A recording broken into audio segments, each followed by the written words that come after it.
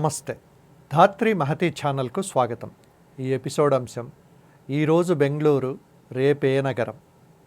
కర్ణాటక రాజధాని బెంగళూరు మహానగరం నీటికి అలమటిస్తోంది.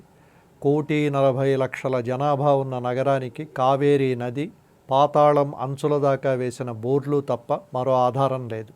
కొంచెం ఎండలు పెళపెళ్లాడగానే బోర్లల్లో నీళ్లు భగీరథుడికి కూడా దొరకవు.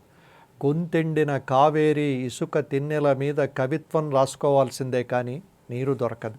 దొరికినా బెంగళూరు అవసరంలో 30% మించి వేసవిలో కావేరీ నీటిని ఇవ్వలేదు. 2 నిమిషాల్లో హోటల్ నుండి ఇంటికి ఫుడ్ పార్సెల్ డెలివరీ అయ్యే యాప్ను భారత సిలికాన్ వ్యాలీ బెంగళూరు ఆవిష్కరించి 1,00,000 కోట్ల ఈక్విటీని, ఐపీఓల్లో జనం పెట్టుబడిని ఆకర్షించగలదు. కానీ ట్రాఫిక్లో ఇరుక్కున్న ఆ ఫుడ్ పార్సెల్ను 2 గంటలైనా ఆ యాప్ బయటికి తెచ్చుకోలేదు అని బెంగళూరు మీద పాపులర్ జోక్. బెంగళూరు ట్రాఫిక్ అంత నరకం. హైదరాబాద్ ట్రాఫిక్ను విసుక్కునేవారు 2 రోజులు బెంగళూరు ట్రాఫిక్లో తిరిగి వస్తే హైదరాబాద్ ట్రాఫిక్ జామే కాదని ఒప్పుకుంటారు. ప్రస్తుతం మన చర్చ బెంగళూరు దాహం గురించి కాబట్టి ట్రాఫిక్ నరకాన్ని గాలి కుదిలేద్దాం. 1999లో కర్ణాటక ముఖ్యమంత్రి ఎస్ఎం కృష్ణ బెంగళూరును ఐటీ హబ్గా మార్చే వరకు ఆ నగరం ఉనికి వేరు. అక్కడి నుండి బెంగళూరు తనను తానే గుర్తుపట్టలేనంతగా మారిపోయింది. 100 కిలోమీటర్ల వరకు నగరం అలా వ్యాపించి ఇప్పుడు తనకు తానే బరువై సంతలో తప్పిపోయి తల్లిదండ్రుల కోసం గుక్కపట్టి ఏడ్చే పిల్లాడిలా దిక్కులు చూస్తోంది. బెంగళూరును ఐటీ కంపెనీల స్వర్గధామం అన్నారు. స్టార్టప్ కంపెనీల కేర్ ఆఫ్ అడ్రస్ అన్నారు. భారత సిలికాన్ వ్యాలీ అన్నారు. ఉత్తర భారతీయ సాఫ్ట్వేర్ ఉద్యోగులకు బెంగళూరు భూలోక స్వర్గం అన్నారు.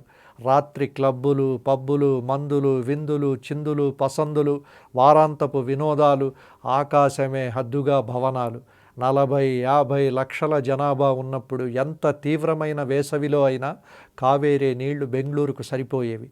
ఇప్పుడు దాదాపు 1,40,00,000. రాత్రికి రాత్రి బెంగళూరు ఉబ్బినట్టు కావేరీ రాత్రికి రాత్రి ఉబ్బి తనను తాను అమాంతం పెంచుకుని నీళ్ళివ్వలేదు కదా. అదే కావేరీ అలాగే ఉంది. ఈలోపు బెంగళూరులో చెరువులన్నీ రియల్ ఎస్టేట్ మాఫియా, రాజకీయ నాయకుల కబ్జాలతో మాయం. 40 ఏళ్ల కిందట బెంగళూరు ఊళ్ళో చుట్టుపక్కల 400 చెరువులుండేవి. ఇప్పుడు కనీసం 100 కూడా మిగల్లేదు. అవి కూడా పేరుకు ఉన్నాయంటే ఉన్నాయంతే. ఒక పదును వర్షం పడితే నీరింకడానికి చోటే లేకుండా సర్వం కాంక్రీట్ మయం. వర్షాకాలంలో బెంగళూరు అండర్ పాస్లలో తేలే వాహనాల్లో పోయే ప్రాణాలు రొటీన్ వార్తలు.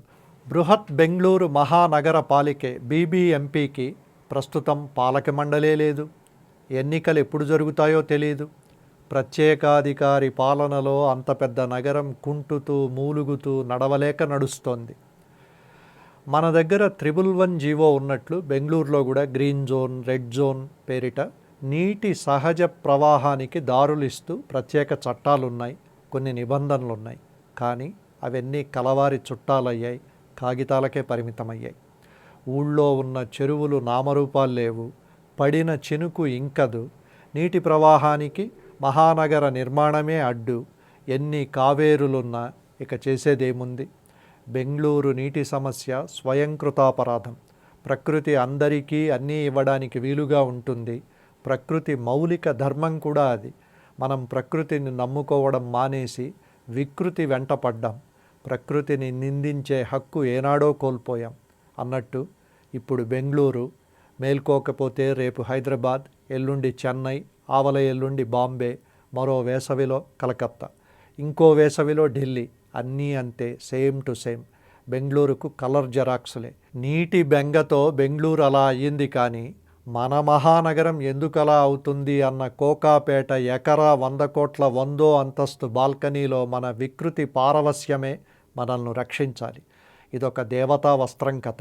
అందరికీ అన్నీ తెలుసు, ఎవరికీ ఏమీ తెలియనట్టు నటిస్తూ ఉంటారు, అంతే. మరో ఆసక్తికరమైన అంశంతో తర్వాతి ఎపిసోడ్లో కలుద్దాం. అంతవరకు సెలవు. నమస్కారం.